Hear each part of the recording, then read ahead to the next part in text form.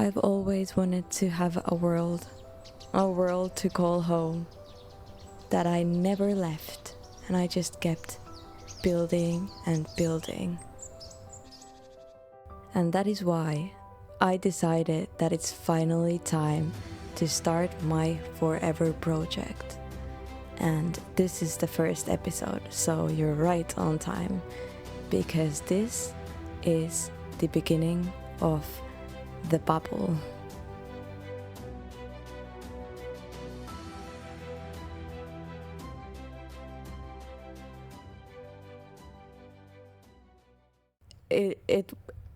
It wasn't meant to be that dramatic, okay? But at least I got your attention, right? In this very first video, we are going to go through the 5 steps of getting a perfect survival world. By the way, I'm a complete Minecraft noob, so you probably shouldn't be listening to me, but if you're still here, then let's go. The first step, stay alive. Find a bed and grab some bread. I think the first step speaks for itself. The first thing that I make sure that I do when I spawn into a new world is find a bed as quick as I can, because we don't want to be killed by mobs the first night. I also punched my first tree, followed by making a crafting table and my first wooden pickaxe. And we have pretty much done the first step, but this food is not going to last me a lifetime, so it's time to secure the bag. The best way of getting a lot of food is to find a village with a lot of hay. So that is exactly what I was going for. And it didn't take me long until I saw a village in the horizon. I was so excited that I didn't even look in front of me, and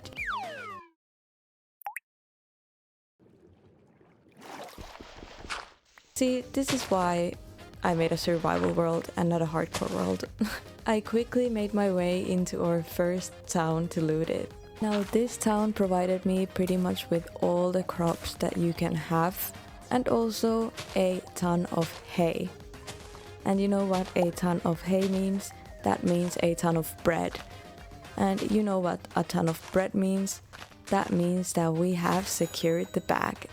I also got my first pieces of iron and some horse armor. Sadly, there was no saddle. I would have loved to go riding on a horse, but it was pretty good loot overall. Why is this house floating in the air?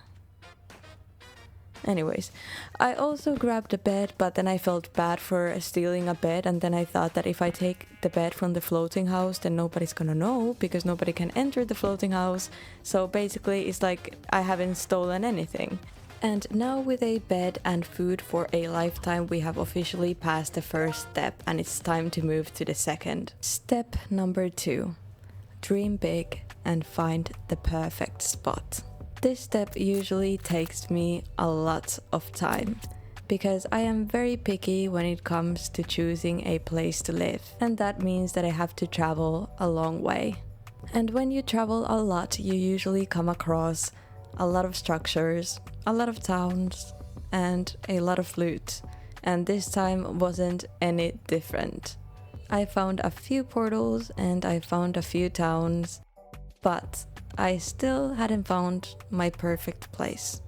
One of the towns that I found was in this desert, and I had to grab a green bed because look at it. It's just way prettier than the regular white bed, so I obviously looted everything that I could. I don't know if this is a good idea because I kind of don't want to die, but I kind of want to jump. Let's let my intrusive thoughts win. Okay, let's see. Oh, I made it. And this kind villager family let me sleep in their house. Also made my first pieces of iron armor. Look at that. No pants, but I think it's pretty stylish. Choosing a place to live is one of the biggest decisions in Minecraft you'll make. It's literally where everything begins. And honestly, this is the real reason it takes me so long to find a spot to settle down. Minecraft has so many biomes to offer, and each one comes with its own pros and cons. Let's start with my usual go-to, the plains biome. It's simple, flat, and easy to work with. But this time, none of the plains biomes I came across really convinced me. Something just felt off. Now let me tell you where I would never live. A snowy biome. Why? 2 words. Powdered snow. Everybody hates powdered snow. It's like stepping into a trap you didn't know was there.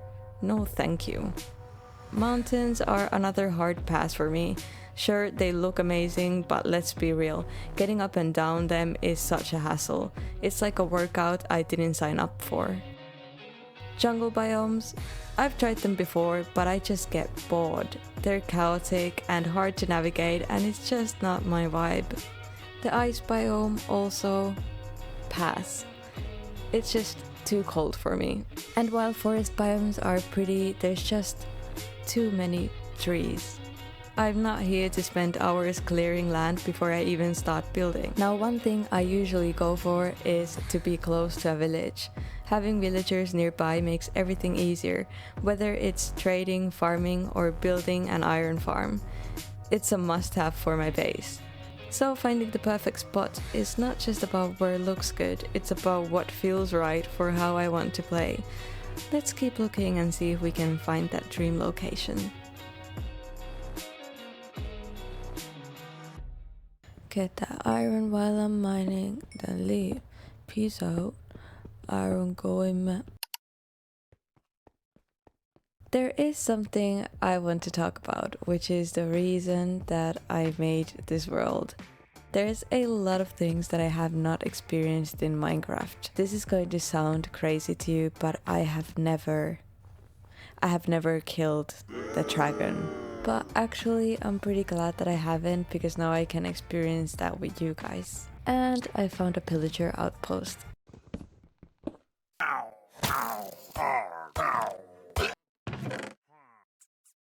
So there's a lot of things that I look forward to doing apart from crazy big builds, but I do want to kill the dragon, and I want an elytra, and I want to kill the wither, and just experience Minecraft as it was supposed to be experienced. As I was trying to find my way out of the snowy biome, I came by this igloo. I don't know who lives here. I hope he doesn't mind, but I used his furnace to smelt some iron and finally got full iron armor. Let's go. And then it was time to hit the road once more. I walked a long way and I decided to sleep in this forest, and in the morning I thought, this forest do be looking kind of pretty though.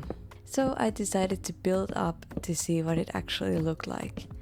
And I know what I said about forests, but this forest kind of hits different. And also look at the acacia saplings. Do you know what that means? That means lush caves.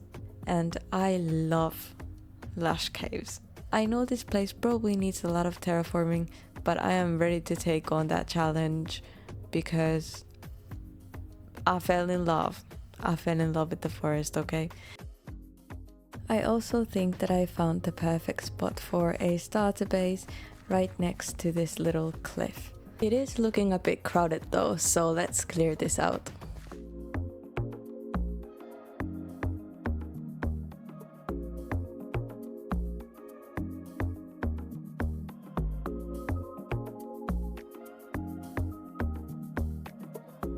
Next thing I would usually do is scout the surrounding areas to see if there are any good caves, and for that I will need a shield and a iron pick. So I took a stroll around and found a good place to dig down and started digging down. And I did find a little cave with a lot of clay. I usually don't use clay in my builds, but because I have it so at hand, I think that I'm going to use it this time. I placed down some chests and started smelting the clay, and with that I think step 2 is officially over. We have found our location. Before we move into step 3 though, I really wanted to start on the base and just plan it out a little bit, so that is exactly what I did.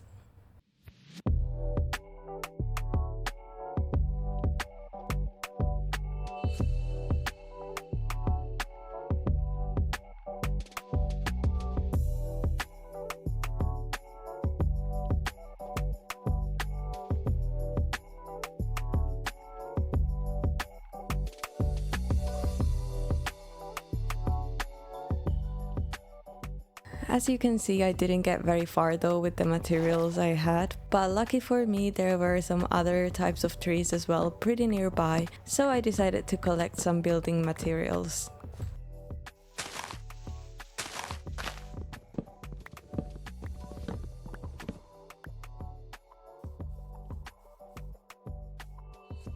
When I had the materials, I went back and kept going. Now this first base is definitely nothing like the builds I'm going to do in the future. I don't know what happened here. Also, I really suck at roofs, so it took me a long time to get the roof. Don't laugh at me, okay? Don't laugh at me.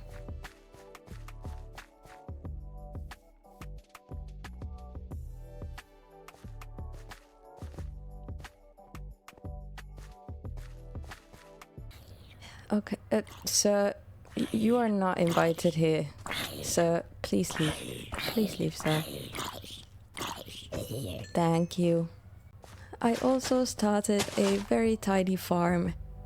A very tiny farm, because at some point we will need to do a big farm because a girl loves to eat and we need a lot of food. I didn't know that you can plant cocoa beans, but now I know, so obviously I had to do that.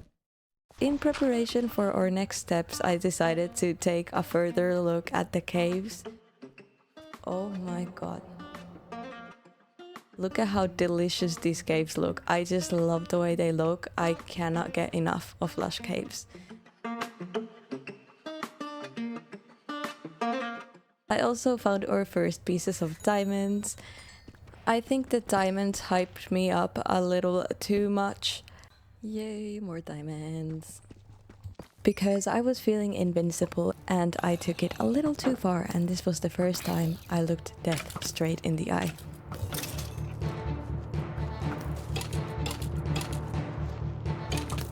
I'm kidding, I'm kidding. Did you think a few skeletons would kill me? No. I saw lava and I don't know what I was thinking, but I walked straight into lava.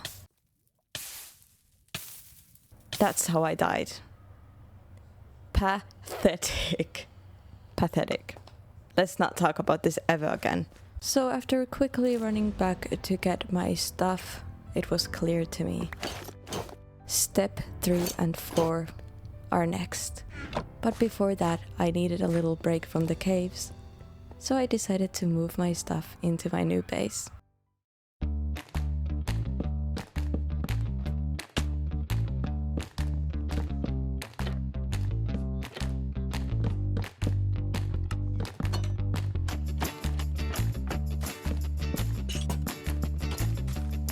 You might already know, but this along with organizing took quite a bit of time. But at the end of it, I was ready for step 3.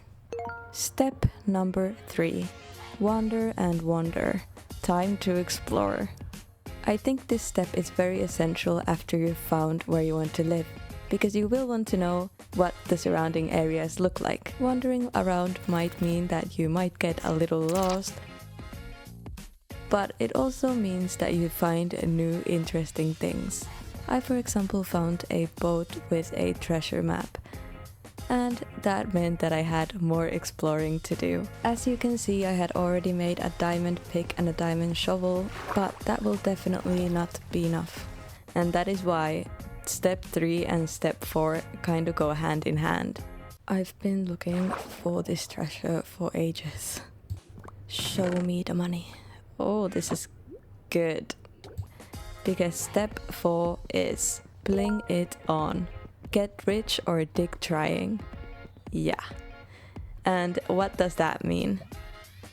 Well, that goes along with the exploring part. Because while I explore these caves and these buried treasures and everything that's surrounding my base, I am also getting rich. And what do I mean by rich? Rich for me means what it means to most of us. Diamond armor. Yup. That's what I'm after. I'm after that bling bling. But to complete this step, there is a lot of cave exploring to do. Sometimes you have to strip mine for the longest times, but it's worth it. Also, the caves were so beautiful that I didn't mind getting lost there. Ladies and gentlemen, we have officially completed step 3 and step 4, and we are officially blinked out.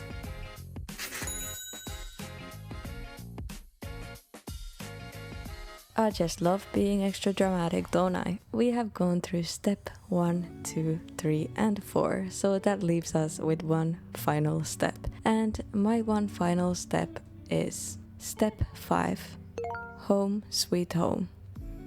This means we need to make this house into a home. So after finding a place for my iron armor, I started to terraform everything around me. My idea was to make this place look like a magical, whimsical forest, and someday it will, but for now I'm just working on the surroundings of my base. I started also to put in some pathways that will at some point connect to other buildings or other builds, and just decorating everything that's on the outside of my house. And at the end of it, I was pretty happy with the results, but it was lacking something, so it was time to hit the caves again.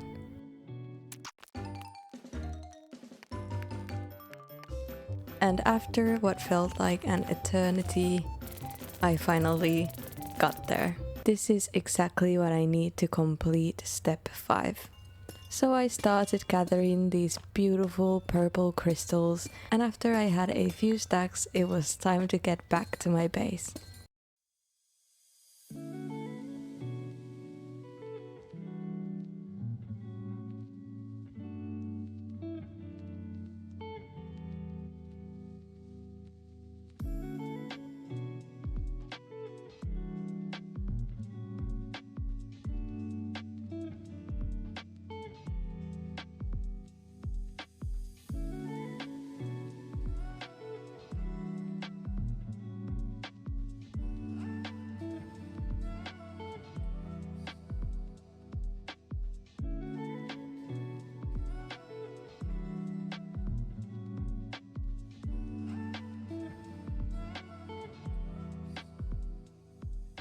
A little bit of pizzazz over here and a little bit of pizzazz over there. I had also gotten an enchantment table, but because enchanting is something that's pretty new to me, I just put some basic enchantments on my axe and my pickaxe, and I'll be looking more into it later when I have all the bookshelves and everything.